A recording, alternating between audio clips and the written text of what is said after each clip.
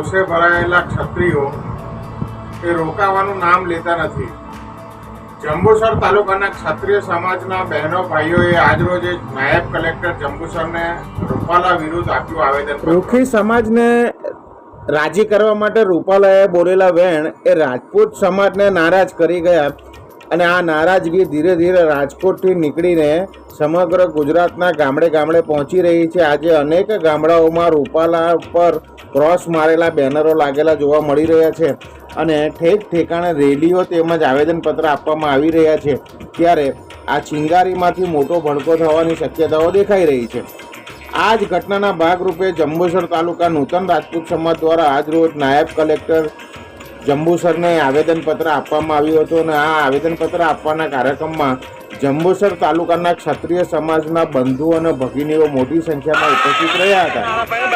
આ રેલી સ્વરૂપે મામલતદાર કચેરીથી નીકળીને નાયબ કલેક્ટર સુધી પહોંચેલા આ રાજપૂત સમાજના આગેવાનોએ પોતાની શક્તિનું અદ્ભુત પ્રદર્શન કર્યું હતું, કારણ કે આ રેલીમાં જે રાજકીય આગેવાનો રાજપૂત સમાજના જંબુસર તાલુકામાં દેખાઈ રહ્યા છે એ આ રેલીથી ગેરહાજર રહ્યા હતા।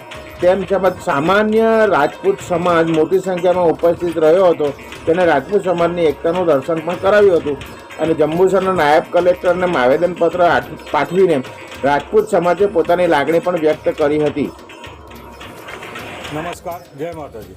આજ રોજ શ્રી પુરુષોત્તમ રૂપાલા સાહેબે જે ક્ષત્રિય સમાજ વિશે અભદ્ર ટિપ્પણીઓ કરેલી હતી એના વિરોધમાં અમે નાયબ કલેક્ટરશ્રીને આવેદનપત્ર આપવા માટે આવેલા હતા। સમસ્ત ક્ષત્રિય સમાજ જંબુસર તાલુકો તથા ભરૂચ જિલ્લા વતી અમે આજે આવેદનપત્ર આપ્યું છે। હવે જય માતાજી।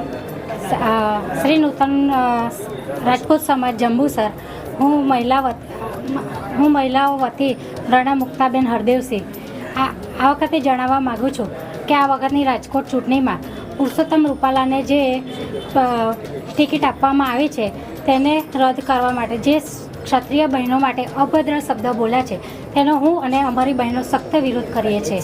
આથી હું શ્રી વડાપ્રધાન નરેન્દ્ર મોદીને જણાવવા માગું છું કે આ વખતની પુરુષોત્તમ રૂપાલાની ટિકિટ રદ કરવામાં આવે અને જો રદ કરવામાં નહીં આવે તો અમે મહિલા બહેન અમારો ક્ષત્રિય સમાજ કોઈ પણ ભાજપને ઓછું મતદાન થશે એવો અમારો પ્રયત્ન રહેશે। જય માતા।